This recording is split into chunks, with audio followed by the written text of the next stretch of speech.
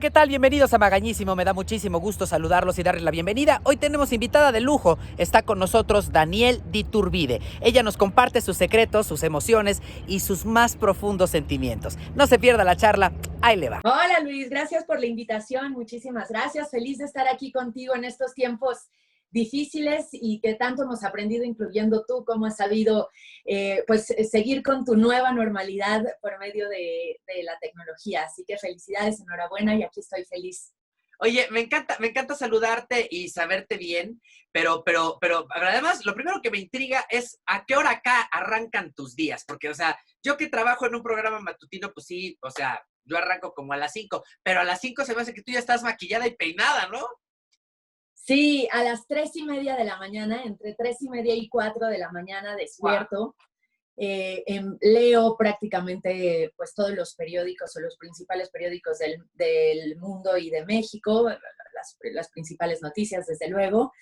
Eh, Después casi siempre, como el equipo del noticiero, igual que en tu programa seguramente trabaja de noche, tengo un chorro de pendientes que me mandan a lo largo de la noche para que yo los vaya definiendo, para que quede ya el noticiero eh, cerrado, más allá de la junta que tengo todas las noches para formar el noticiero, como le llamamos. Entonces ya después, como a eso del cuarto para las 5, me meto a bañar, para un poquito después de las 5 salir de casa. Llego a la oficina a las 5:15, pues la verdad es que a esa hora no hay nada No hay de tráfico, tráfico. claro. Y ya, pues en lo que nuestras compañeras me ayudan a verme un poco más digna a esa hora, me ayudan a maquillarme y a peinarme, pues sigo leyendo, sigo definiendo los últimos detallitos del noticiero, haciendo algunas correcciones y ya a las 6:30 entro al aire. Pero estás mencionando la parte que a mí realmente más me emociona, que es desmenuzar la información para editorializarla, jerarquizarla y ver qué es lo que realmente es lo más importante. Yo creo que ahí es donde está el secreto de la cocina de cualquier noticiario, en jerarquizar la información y priorizarla. Y eso te toca hacerlo a ti directamente. Es una gran responsabilidad, ¿no? Sí, pero es lo más, como bien dices, es la segunda cosa más divertida de mi trabajo. La cosa que más me gusta a mí es reportear. Eh, y la segunda cosa más divertida, pues, es irle dando formita todos los días al noticiero.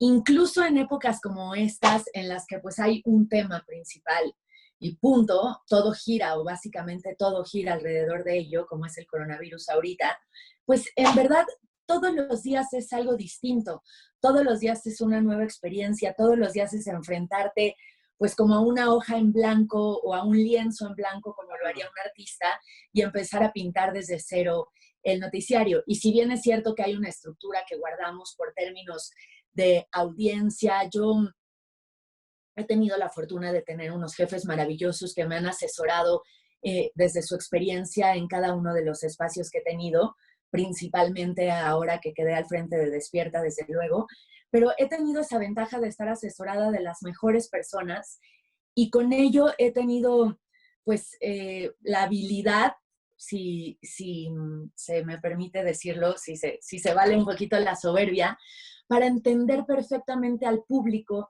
que tenemos en la mañana. Porque, Claro.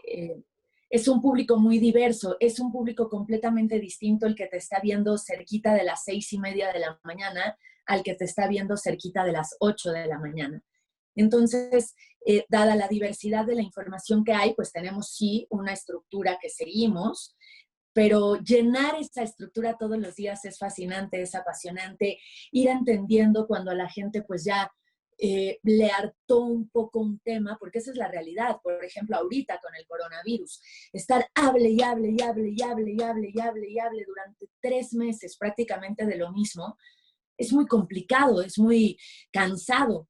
Entonces, pues aprender a darlo de una forma que resulte atractivo, y eso como es, y eso es muy apasionante porque entra la parte de la reporteada que te platicaba, sabiendo cómo te va a afectar a ti algo. Y en tanto tú estés consciente de eso, vas a saber lo que le afecta a la gente. ¿Qué puedes hacer para no contagiarte? Vaya, estoy hablando de las cosas más sencillas y más básicas, pero yo he hecho a lo largo de estas semanas de contingencia, además de muchísimas entrevistas y además de planear muchísimos reportajes, he hecho yo misma cápsulas, por ejemplo, del uso de los guantes. ¿Qué pasa si usas guantes y vas al súper con ellos y no les das el buen uso? ¿No? Y te vas llenando del virus y vas llenando todo a tu alrededor del virus, incluyendo el celular. Cositas así que de repente están un poco fuera de lo que pues un conductor de noticias o una conductora de noticias o una persona con una imagen más seria y más formal haría, pero creo que en esto y en muchos temas estamos todos juntos y lo mismo que te interesa a ti, me interesa a mí, le interesa a la señora que amablemente me ve en la mañana o al señor que se va a trabajar o al señor que está trabajando desde casa, es una cosa de interés nacional, de interés internacional. Y básicamente todo lo es así. ¿Cómo le dices a una persona que hay inseguridad y lo haces sentirse cercano a la información? Pues dándole tips para prevenir. Claro. Y así con todo. Entonces es muy apasionante, Llenado, la formación de un noticiero todas las noches. Pero fíjate que además yo creo que tú has resultado, y lo platicábamos con muchos de mis compañeros que pues nos dedicamos a esto de la noticia diaria, has resultado una gran y grata sorpresa. Yo, independientemente de que te conozca y te respete y te admire, creo que tú entraste a nadar contra marea. Te soltaron un espacio que tradicionalmente había estado ocupado por puros caballeros. Tú eres una dama muy joven y evidentemente te ha de haber tocado el vivir el acecho machista, del que no nos podemos salvar en países latinos como el nuestro, pero también la comparación con alguien que se consideró por mucho tiempo una institución y que sigue siendo un gran periodista. O sea, entrar al espacio que tenía Carlos era muy complicado y te juzgaron y te destazaron en muchos medios, incapacitándote sin haberte escuchado. Y eso es entrar contra marea. Sí, sí, es correcto. Así fue el tema de ser mujer. La realidad es que lo he compartido a lo largo de los últimos 3 años, perdón, con Denise y con Paola y con la propia Carla Iberia Sánchez, porque cuando se dan los cambios en un principio en Noticieros Televisa, el 22 de agosto del 2016, pues queda Denise Merker al frente del noticiario pues, más importante por tradición de este país. Por primera vez una mujer que yo admiro enormemente, pero que también en ese sentido entraba nadando contra marea, ¿no? Y con esta expectativa de qué iba a pasar con una mujer al frente del noticiero, lo cual ha estado espectacular, lo ha hecho increíble, la gente pues prácticamente ya se acostumbró a ver a una mujer y como debe de ser, es lo mismo si es mujer, hombre, ¿no? El chiste es el trabajo, la responsabilidad, la calidad en la información de todos los días. Pero al mismo tiempo entró Carla Iberia Sánchez en el noticiario de mediodía, en el que usualmente estaba con otra institución, en este caso sí mujer, pero vaya, otra institución, Lolita Ayala, y es el momento en el que se parte el espacio matutino en tres.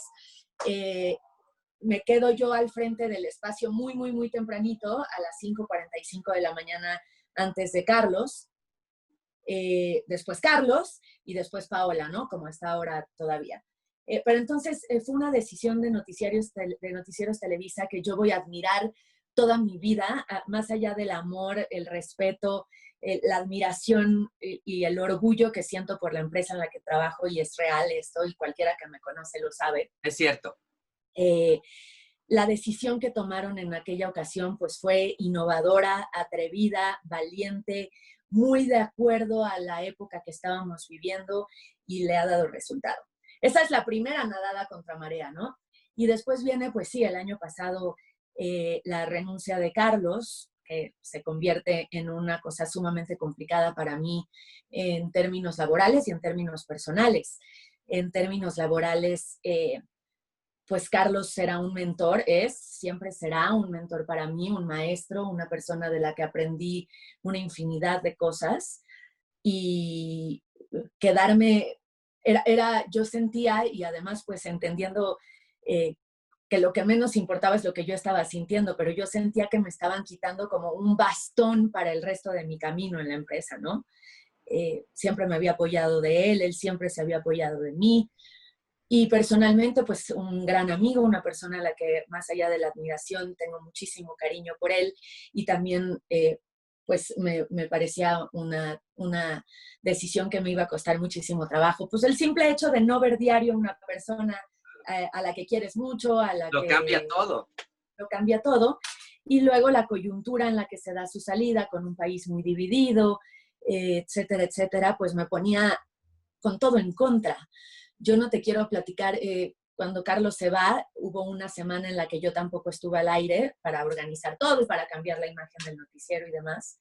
Y yo en esa semana me quería ir a Timbuktu y no regresar y que ya nadie quisiera saber nada de mí, que ya nadie supiera de mí y yo estuviera del otro lado del mundo nadando con delfines porque estaba muy nerviosa, no sabía lo que iba a pasar. La verdad es que a pesar de que soy una persona muy comprometida con mi trabajo, muy responsable, que tengo la certeza de que por ganas y por pasión nunca voy a fallar. Podré fallar por muchísimas cosas, pero por dejar el alma en la cancha, Claro. nunca voy a Eso fallar. es verdad totalmente, me consta. Pero pues me cuestioné muchísimas cosas, llegué a dudar de mí misma, llegué a decir, híjole, ¿lo puedo hacer? ¿Estoy lista? ¿Es el mejor momento? ¿Puedo Y llenar? sobre todo con la lluvia de juicios externos, es todavía mucho más difícil, porque, o sea, yo me acuerdo perfecto que te decían, híjole, lo tiró de la silla para sentarse, cuando realmente los que estamos aquí adentro, o sea, porque tú y yo trabajamos para la misma compañía, sabemos que las decisiones ni siquiera nos pasan cerca. Para cuando te Sí, llegan a ti, ya tiene mucho tiempo tomadas y ya tiene mucho tiempo analizadas por muchas personas que tienen la autoridad y la jerarquía. Entonces, claro. a ti esto te cayó encima, pero la gente no lo entendía tal vez así, o sea, te juzgaban sin saber. Y sobre todo, bueno, pues eso, desde luego que es una decisión en la que yo no tuve ningún tipo de injerencia. Claro. eh, y pues las oportunidades hay que tomarlas porque se presentan una vez en la vida normalmente y esa fue la decisión que tomé y trabajo todos los días para superarme, trabajo todos los días para, y como lo he dicho en muchas ocasiones, honrar a quien ha estado en esa silla, no Claro, solo Carlos, sino una persona que además personalmente tiene una importancia brutal para mí, que es el señor Guillermo Ochoa. claro. Yo estuve casada con su hijo. Es una persona, un hombre, un periodista, un comunicador al que yo admiro tal vez como a nadie. Entonces todos los días trabajo para superarme y para honrar a quienes han estado en Y esa tú, silla. perdón, no, te interrumpí sin querer. No, Y no. creí que habías terminado la idea. ¿Y tú en algún momento hablaste con Carlos? ¿Cómo fue esa conversación? Porque además ustedes dos son muy amigos hasta el día de hoy. Sí, bueno, pues era una decisión muy complicada para todo el mundo. La decisión que él tomó de irse era una decisión muy complicada para él, era una decisión muy complicada para todos quienes trabajamos cerca de él. Eh, y pues vaya, te digo, él ha sido y siempre lo he considerado un apoyo fundamental, un maestro, un mentor. Y, y, y pues nada, era Te dijo suerte, mi reina, que Dios te cuide. una situación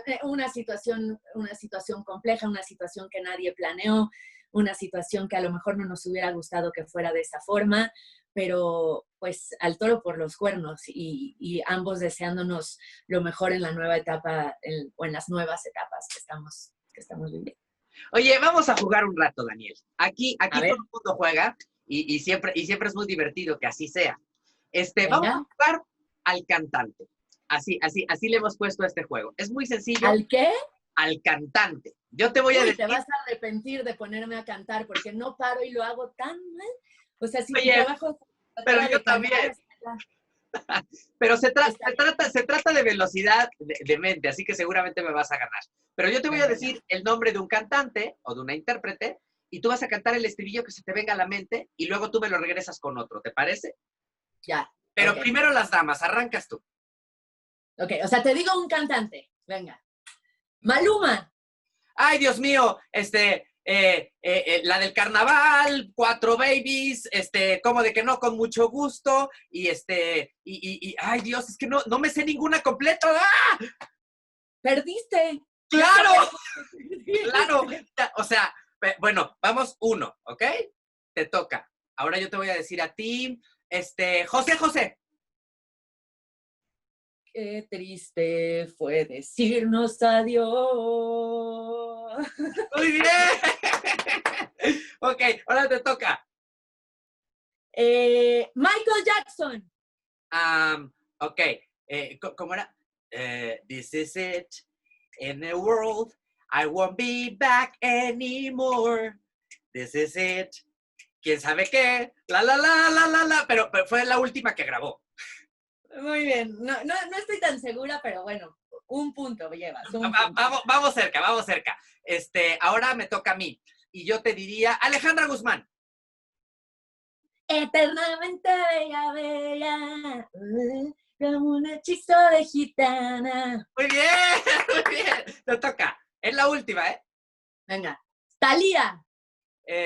Detente, tiene sudor en la frente. Muy bien. Ok. Y ahora te toca a ti, a ver, te tengo que poner una difícil, a ver si te gano. A ver, ya sé. Susana Zabaleta. Madre mía, de la Eucaristía. ¿A poco canta Susana Zabaleta? Yo la admiro mucho como conductora, pero no sabía que canta. Canta divino. No manches, no sé. ¿A qué hago eso? Entonces estamos 1-1, lo cual quiere decir que este es el punto del desempate. ¿Vas o voy? No, yo ya llevo 2, pero está bien, te doy la revancha, fíjate, está bien. Órale, va. Vamos a ver. Paquita, la del barrio. Rata de 2 patas. ¿Qué estás pensando hacer? O quién sabe qué. Eres un animal rastrero.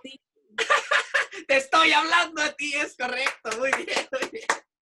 Oye, bueno, entonces esto, pues no quedó muy bien, yo perdí. Así que tenemos que resolverlo. Tiene que ser secreto o verdad. Tú escoge qué quieres que yo te diga. Ok, verdad. Pregúntame. Muy bien. ¿Cuál ha sido el entrevistado más grosero con el que has estado? Híjole, me cuesta un poco de trabajo porque sí se disputan la presea varios, pero si tengo que elegir solo a uno, pues yo creo que Plácido Domingo. ¿Ah, sí? Fíjate que yo ya lo había entrevistado en algunas otras ocasiones, pero ese día yo creo que lo agarré de muy mal humor y desafortunadamente yo no le pedí la entrevista, sino que nos enviaron a hacérsela. Entonces, lo encontré como que muy, muy incómodo. Empezó a responder monosílabos. Entonces yo me empecé a desesperar un poco y pues trataba yo así como de, a ver, brother, pues si me vas a decir nomás sí, no, sí, no, o sea, no vamos a llegar muy lejos. Entonces traté de ser un poco más incisivo, no le pareció buena idea, realmente ya estaba más enojado. Y para esto que, ojo, estamos platicando de cosas totalmente que tenían que ver con su chamba, con una ópera que iba a presentar en Viena. Nada personal ni del escándalo reciente, o sea, pasó hace mucho más tiempo. Entonces, llegó el punto en el que yo ya empecé a sentirme también incómodo, y entonces le dije, bueno, pues muchísimas gracias, y yo dije, pues ya me voy así, o sea, con lo que tengo. Me dice, no, de ninguna manera, todavía quiero hablar. Y yo, ok, pues ahora sí hágalo por piedad, ¿no? Y entonces, está bien, pero hable. Entonces yo lo dejé que le hice una sola pregunta y empezó a responderla, pero ya entre su incomodidad y mi risa, porque a mí en ese momento me dio risa, o sea, se enojó un poco más y me dijo, pues ya terminé de decirle lo que le iba a decir y no entendí su risa burlona. Le dije, señor, le juro que no me estaba yo burlando. O sea, solo que me costó muchísimo trabajo romper el hielo porque usted ha estado monosílabo durante 15 minutos. Y cuando por fin decidió hablar, me dijo exactamente lo que yo no quería escuchar porque, o sea, ese concierto ya pasó. Yo quería hablar sobre el concierto de Viena, pero no se preocupe. Sí, pero muchas gracias. Pero gracias por participar. Y estaba muy enojado y salió del salón aventando gente y gritando. O sea, muy fuerte. Y los que venían atrás de mí, por supuesto, se quedaron sin entrevista. Pero bueno, estos no son recuerdos muy amables, ¿no? Oye, pero ya saqué nota. Oye, cuéntame por favor ahora tú. ¿Cómo vienes a dar a este negocio? ¿Cuántos hermanos tienes? ¿Qué hacían tus papás? ¿Cómo eras en el colegio? Bueno, tengo 3 hermanos. Mi hermano mayor se llama Dominique, mi hermana que sigue se llama Jacqueline, la que sigue se llama Denise. Son hermanos papás porque son mucho más grandes que yo. ambos podrían ser, digo, los tres más bien podrían ser mis papás y mamás. Ujú. Son hijos del primer matrimonio de mi papá, pero bueno, en ningún momento se me educó, ni se me permitió, ni se me nunca, con la posibilidad de decirles medios hermanos, ¿no? Ajá. Mis papás fueron un matrimonio hermoso, y yo sé que eso es muy fácil de decir y todo el mundo lo dice, pero si un día platicaras con mis amigas, por ejemplo, te dirían que mis papás eran como novios. Cuando teníamos la oportunidad de irnos, por ejemplo, a una casa que tienen en Acapulco, los veía, estábamos mis amigas y yo así en el sol y mis papás en la alberca bailando y cantando juntos. Un matrimonio hermoso. Mi papá sí, bastante mayor que mi mamá.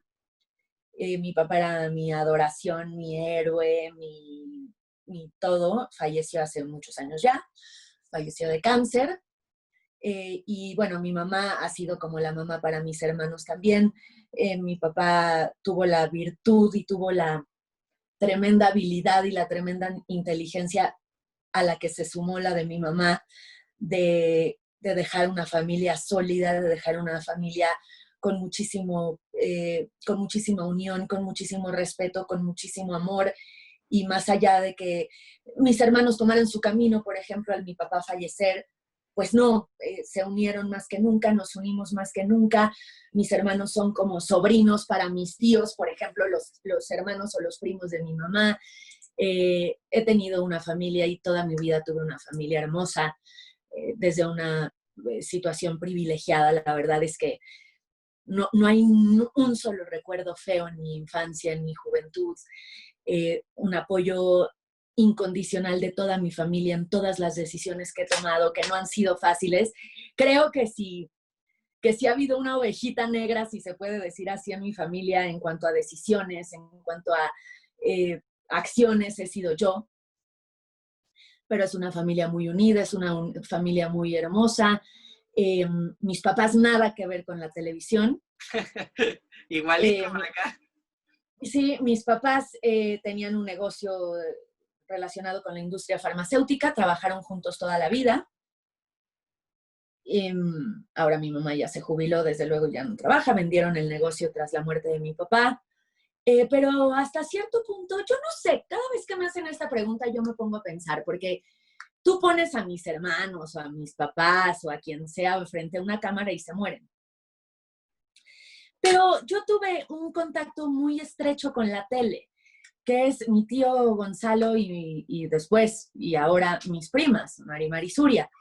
Mi tío Gonzalo Vega era el hermano de mi mamá, mi segundo padre. Toda la vida vivimos en el mismo lugar, es decir, en el mismo terreno estaba su casa y mi casa, y la de mis abuelitos.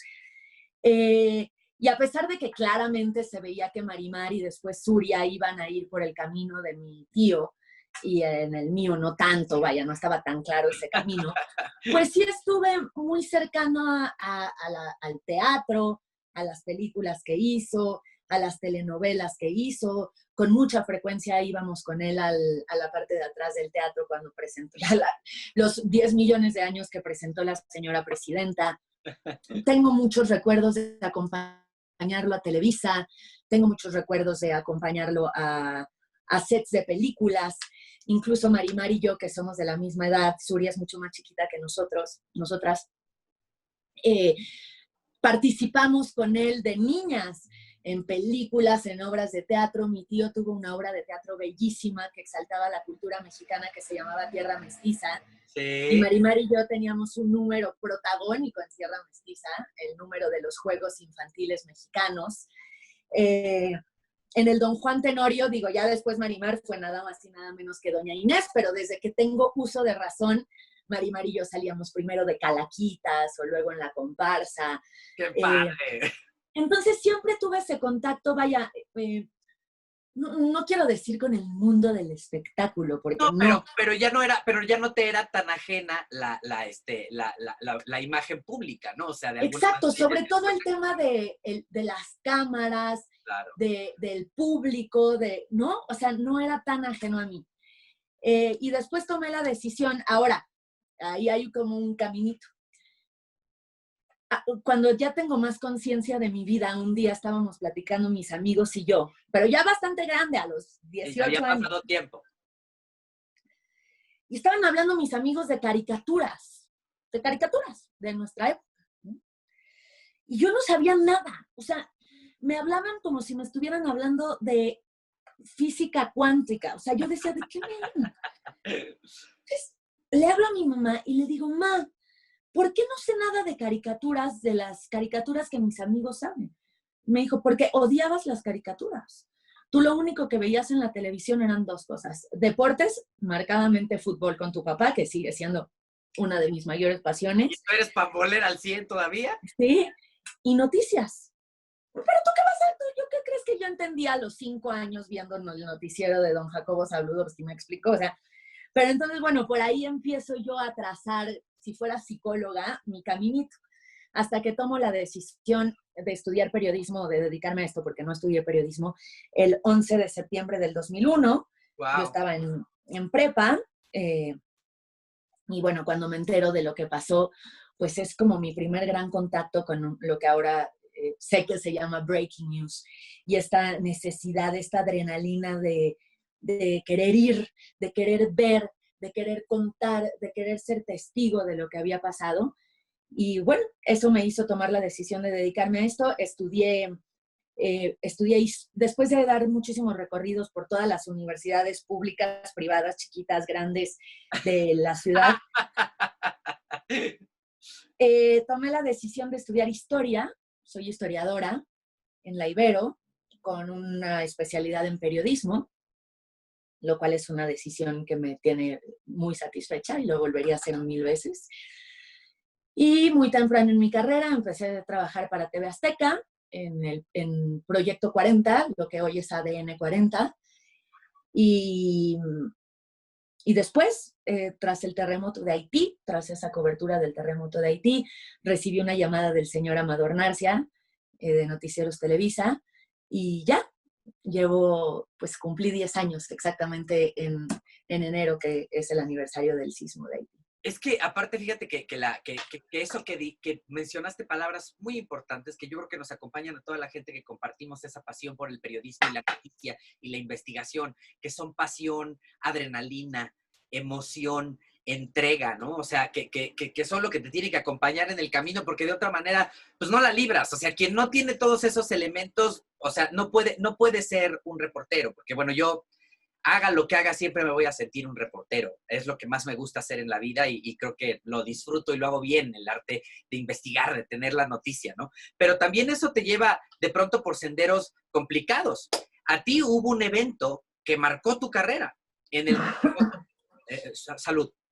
En el terremoto que vivimos en aquel momento que se cayó el famoso colegio y que a ti te tocó estar ahí 24 por 24, no sé cuántos días, y de pronto eso se convirtió en tu gran momento, pero también en lo más controversial tal vez que hayas tenido en tu carrera, con aquella niña que si existía, que si no existía, que si estaba en los escombros y que tanto te juzgaron. O sea, ¿tú cómo viviste esa historia? ¿Cómo viviste esos momentos cuando en el ejercicio de tu trabajo, error o no, verdad o no, cierto o falso, te cayó encima la opinión pública y la crítica en un momento álgido de manera histórica en nuestro país?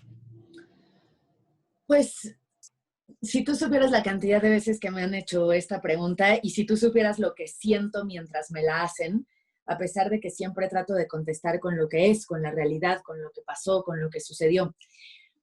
El día del sismo yo estaba en la oficina en Televisa Chapultepec. En el momento en el que empezó a temblar en Foro TV, que es, ustedes lo saben, el canal de noticias 24 horas de Televisa, hay un protocolo muy bien establecido que los conductores que estén en las instalaciones de Televisa en una emergencia así, tienen que ir directamente al foro, ¿no? Al estudio, a la transmisión. Y me ha pasado una infinidad de veces. De hecho, me ha pasado unos días antes de ese 19 de septiembre, en el temblor de la madrugada, pues yo ya estaba aquí en mi casa y sin que nadie me dijera, lo primero que hice fue ponerme ahí un suéter negro y unos jeans, me acuerdo perfecto de irme a la oficina a transmitir de madrugada. Y entonces, bueno, llego al estudio de Foro TV, como se había estudiado, como se había ensayado, vaya el protocolo. Estoy en la transmisión. Fue una situación también muy atípica, porque considerando la magnitud que claramente ese temblor había tenido, digo, en los primeros minutos lo natural era eso, pero cuando pasaron 10 minutos y todos nos dimos cuenta que esto había sido pues algo brutal. Claro. Lo usual hubiera sido que inmediatamente llegaran Carlos, precisamente, o Denise. Pero pues una situación muy atípica porque por azares del destino Carlos no estaba en México, Denise estaba en una gira, en un reportaje con el presidente Peña Nieto en esa época. Denise iba a ver los avances en la reconstrucción del sismo de Oaxaca, ¿no? Y Carlos no me acuerdo dónde estaba. Entonces me quedo yo al aire en el estudio mucho tiempo, mucho tiempo. El sismo fue a la 1:15 de la tarde, más o menos. Sí. Me quedo como hasta las 5 de la tarde en el estudio, a donde sí llegó Joaquín López Dóriga. Y entonces, creo que esto, fíjate que esto creo que nunca lo he contado, es lo de menos, pero es un dato interesante porque es como vas entendiendo lo que pasó. Hilando la historia, claro. Estábamos Joaquín y yo transmitiendo y la gente de la redacción nos iba mandando en papelitos los edificios que nuestros compañeros reporteros ya habían confirmado que efectivamente se habían caído o habían tenido daños. Porque en redes sociales empezaron a circular un montón de imágenes que muchas no correspondían, como suele pasar. Entonces, pues nos empiezan a dar, ¿no? El edificio de oficinas de Álvaro Obregón 286 efectivamente se colapsó. Y Joaquín, que evidentemente llevaba la mano en la transmisión, ¿no? Por lógica, claro. Teníamos una lista así con todos los lugares. Y me dijo, leámosla uno a uno, ¿no? Entonces, pues yo estaba, Álvaro Obregón 286, y él decía, tal. Casi hasta abajo de la lista, decía Coapa, 2 puntos, imagínate, me acuerdo como si lo estuviera leyendo, primaria Enrique Repsamen, y había un paréntesis que decía, hay niños atrapados. Entonces, me tocaba a mí leerlo, y Joaquín, con toda la experiencia que tiene en el mundo, agarra su pluma y me tacha el paréntesis, como diciéndome, no hay que decir eso, no tenemos la certeza, no tenemos la seguridad. Resulta muy amarillista por todo, por el tema de que fueran niños. Claro.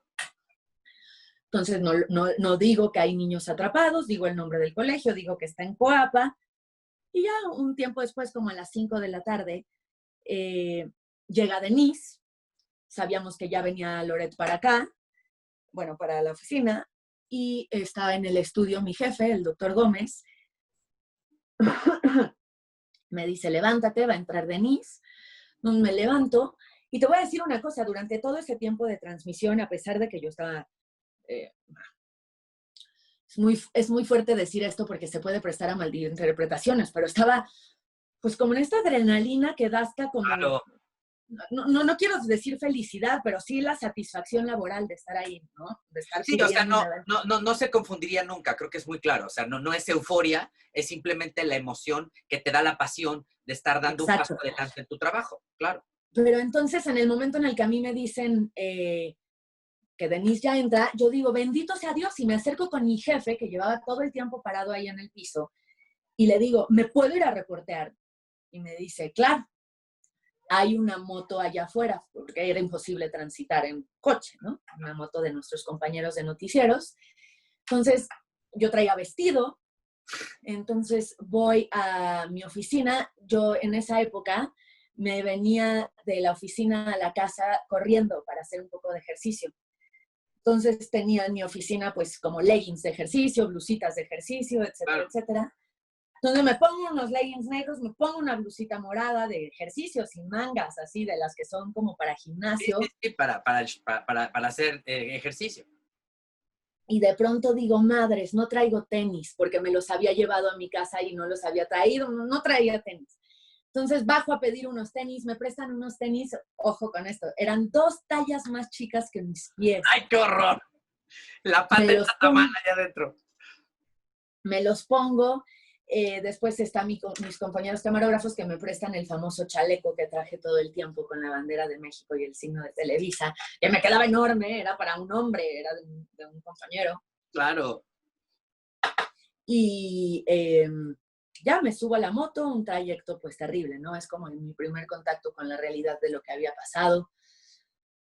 Y me dice, nadie me dice a dónde ir, nadie. Mi compañero de la moto me dice, ¿a dónde vamos? Y le digo, yo con lo que me había quedado. ¿Qué fue la lista? Claro. Le digo, al colegio que se cayó. Ya él por radio encuentra la dirección, etcétera, etcétera.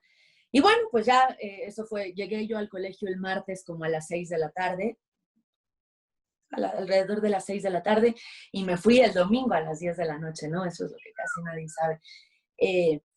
Y bueno, pues sí, toda la madrugada de martes a miércoles fue una cosa... Mira, todo lo que pasó, todos los insultos, toda la responsabilidad, todo el drama de la niña que no existió, no se puede ni siquiera comparar con lo que pasó en la madrugada de martes a miércoles, en la que me tocó ver cómo sacaban a pequeñitos sin vida, en la que me tocó ver cómo papás reconocían a sus hijos sin vida. O sea, todo lo demás no importa. Cuando recuerdo eso digo... Pero bueno, al amanecer del miércoles, pues nos empiezan a decir que puede haber todavía vida, puede haber todavía vida. Yo logro entrar por medio de la Secretaría de Marina, no porque tuviéramos un trato preferencial, sino porque un reportero, y tú lo sabes, lo que hace a lo largo de su carrera es amarrar y generar y hacerse cercano a fuentes. ¿No? Y contactos para que te puedan abrir espacios. Y entonces da la casualidad que el almirante que estaba a cargo de la Marina era una persona con la que yo tenía una relación cercana por otros reportajes que había visto, el almirante Vergara. Le hablo, me dice, yo estoy aquí, pasa. ¿Por qué pasé sola? Porque nadie se quedó de ese lado del colegio a dormir. Nadie, ningún reportero. Seguramente había un montón de reporteros en los otros lados de la escuela. En ese lugar en el que yo estaba y en el que yo pasé la noche, no había un solo colega.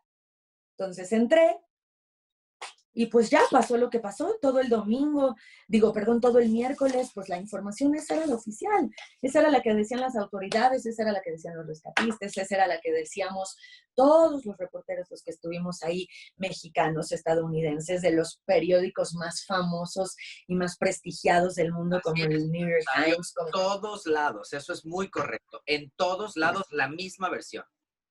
Y ya en la noche del miércoles yo empecé a ver cosas raras, me empezó a hacer mucha falta el tema de los papás, porque muy temprano en la mañana, como a las 11 de la mañana, yo había preguntado cuántos papás había esperando a sus hijos. Me habían dicho que tres familias. Me las enseñaron, yo bajé con ellas, estuve en contacto con ellas, hasta que uno de los padres me dijo, si tu hija tuviera un edificio encima, no querrías que hablaran contigo nadie. Desde luego que lo respeté, pero me empecé a dar cuenta que algo estaba raro. Te voy a hacer un paréntesis para explicarte quiénes eran esos papás, porque ha sido una de las cosas más criticadas, porque yo dije que había papás, que yo había hablado con los papás de niños que estaban desaparecidos, y te lo acabo de contar. Claro. Uno, eso fue antes de que yo supiera el nombre de la niña, por lo que nunca le pude decir, oiga, su hija se llama tal. Claro. A mí, yo hablé con ellos más o menos, les estaban pidiendo que hicieran dibujos de cosas que les gustaran a sus hijos para acercarse a los escombros y decirles, por ejemplo, si a tu hija estaba desaparecida y le gustaba el helado de vainilla, pues los rescatistas se acercaban y le decían, te estábamos esperando con un helado de vainilla, para darle ánimo, según las técnicas de los rescatistas. ¿Quiénes eran esos papás? Eran papás que en la mañana de ese miércoles efectivamente todavía no encontraban a sus hijos o a sus hijas, y que conforme fueron pasando las horas, pues las encontraron. A una incluso me tocó decirle a mí que había fallecido por información que me llegó. Otras pues no estaban reportadas como hospitalizadas, y sí estaban. Entonces, eso fue el tema de los papás. Pero conforme fue avanzando la noche del miércoles al jueves, yo decía, no es Eso está normal. raro. Ajá. Si ya solo queda una niña, todos deberían, la mamá estaría aquí, el papá estaría aquí, todos sabríamos dónde están, cómo están, ¿no? Claro, claro. Y bueno, pues así poco a poco. También piensan que fue otra periodista la que desmintió todo. Mentira, mentira, mentira. Carmen Aristegui, y lo voy a decir con todas sus palabras, no fue la que dijo que no era cierto. Desde la madrugada del jueves, desde las primeras horas del jueves, yo empecé a echarme unos pasitos para atrás. Yo decía que no había papás, que no encontrábamos a los papás, que resultaba muy raro que no Que encontráramos a los estaba papás. raro, ¿no? Es correcto. Pues conforme fueron avanzando las primeras horas del jueves, que no tenía la certeza de que fuera una niña o de que fuera un niño o de que fuera un adulto. Y bueno, así, pero pues desde luego que por la importancia también del medio para el que trabajo, por los niveles de audiencia que tiene usual e históricamente en una contingencia así, y pues me parece que un poquito por la forma en la que narré e hice mi trabajo, mi cobertura fue la más vistosa, mi cobertura fue la más llamativa, y por eso es que toda la Yo creo que responsabilidad... justamente por eso fue tan desencarnado el resultado. Te hicieron sufrir, Daniel? ¿Lloraste? Mucho, mucho, muchas veces, muchos meses, de hecho. Lloré ahí en el colegio, recuerdo perfectamente, eh, pues ya que teníamos confirmado que no había pasado, que no era una niña, eh, yo salí al aire, estaban Denise y Loret en el estudio, y yo salí al aire a dar una explicación cronológica de lo que había sucedido. Nunca en mi vida, Luis, pase lo que pase en el resto de mi vida profesional y personal, nunca habrá un momento de más nervios y de más tensión y de más preocupación que ese, cuando mis jefes me hablaron y me dijeron, vas a salir en 10 minutos, vas a dar una explicación, un resumen cronológico de lo que sucedió. Claro, con todo el respaldo del mundo, nunca estaré tan agradecida de algo como del respaldo que la empresa me dio, pero, y como era correcto, además me paré en una sillita de kinder que se tambaleaba. Pues imagínate, después de casi 48 horas sin dormir, a recordar minuto a minuto lo que había pasado. Lo hice, pues me parece que relativamente bien, y cuando acabó eso me derrumbé. Le pedí a una persona que me tratara de comunicar con mi mamá porque tenía esa necesidad de hablar con alguien.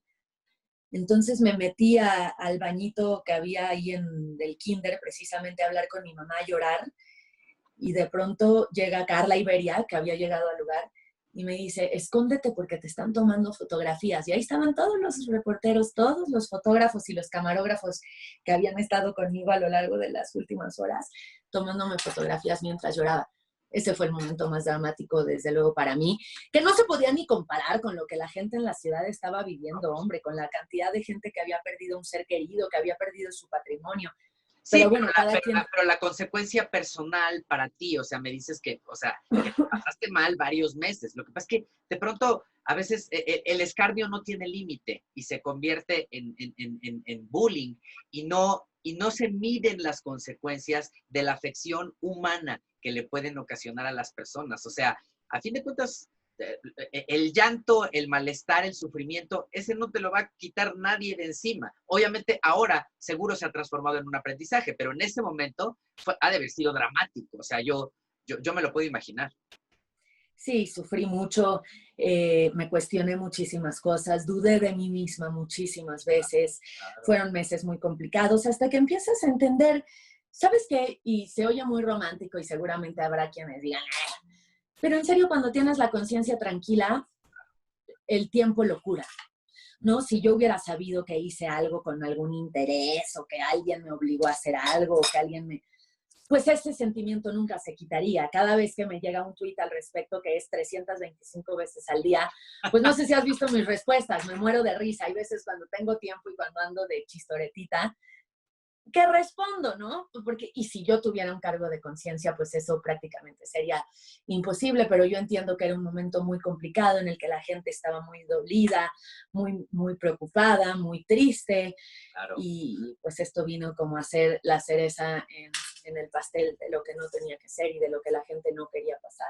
Oye, casi nos estamos despidiendo, pero para mí es muy importante meterle otro momentito divertido aquí al asunto, porque, o sea, la verdad es que a mí me cae re bien y me parece muy divertida. Entonces, ahora lo que vamos a hacer es que vamos a completar frases y con eso nos vamos a despedir. Yo te voy a decir, por ejemplo, cuando yo me enojo y alguien me saca de mis casillas, yo... Ok. Ah, ¿ya es la pregunta? Claro. Digo groserías. Ahora te toca a ti y yo la voy a completar. Ok. Cuando yo no como en muchas horas, me pongo... Híjole, muy mal. Me empieza a doler la cabeza, también digo groserías, pero sobre todo, ¿sabes qué? Me empieza a entrar como sueño. Cuando no como me da sueño. Y eso es terrible porque yo soy hiperactivo, entonces me pone mal. A ver, ahora voy yo, cuando pienso en el sueño más grande que no he vivido, es porque quisiera yo... cumplirlo cuando esté lista y es tener hijos.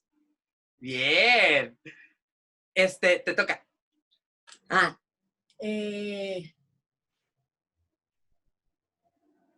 Lo peor que le he querido decir a mi jefa o jefe es...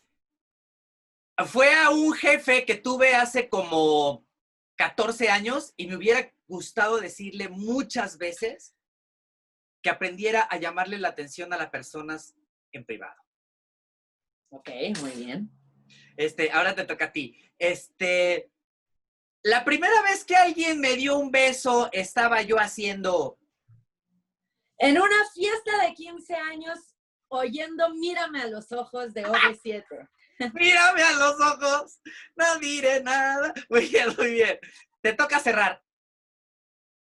De lo que más me arrepiento en mi vida es de... Ay, mira, no me arrepiento de nada, pero hay cosas que tal vez no hubiera hecho exactamente igual. Y una de ellas es, o sea, nunca debí haberme metido a tomar clases de karate. Soy una desgracia. O sea, eso no, de verdad, qué bueno que lo cambié por box porque el karate lo estaba haciendo muy mal. Oye, nos estamos despidiendo, Daniel. Ha sido verdaderamente un placer y un honor y muy divertido y muy eficiente y muy emocionante platicar contigo. Pero aquí todo el mundo se despide contando un secreto. Platícanos un secreto, el que tú quieras, como tú quieras. Ya te lo revelé más o menos hace unos segundos. Se me olvidó que me ibas a preguntar un secreto. Y es que me duele muchísimo no tener hijos todavía. Tengo 36 años, me he divorciado 2 veces y tengo incluso, en el buen sentido de la palabra, un trauma de no tener hijos. Me genera mucho conflicto, por ejemplo, ser la única de mis amigas que no tiene hijos. Es un asunto muy pendiente en mi vida, muy pendiente. ¿Y no te gustaría o no has pensado en ser madre soltera o adoptar? O sea, realmente... Sin lugar a dudas, sin lugar a dudas, si esas son las situaciones y las circunstancias que hay en mi vida, así será. Pero bueno, entiendo que es el triple de responsabilidad, así que ahí está. Responsabilidad es lo que te sobra y sensibilidad también, amiga. Así que estoy seguro que serás una muy eficiente mamá y muy cariñosa. Te agradezco mucho que me hayas hecho el favor de aceptar esta conversación. La disfruté muchísimo. Qué buena charla. Estuvo buenísimo el chisme. Eres espectacular, como siempre te he percibido. Y muchas gracias por acompañarnos en Magañísimo, mi querida Daniel de Iturbide. Gracias a ti, Luis. Gracias. Saludos a todos. Muchas gracias a todos. Y hasta aquí nuestro Magañísimo de hoy. Muchísimas gracias a Daniel de Iturbide y a toda la gente que nos hizo el favor de acompañarnos en esta conversación. Nos encontraremos en una próxima ocasión aquí en Magañísimo.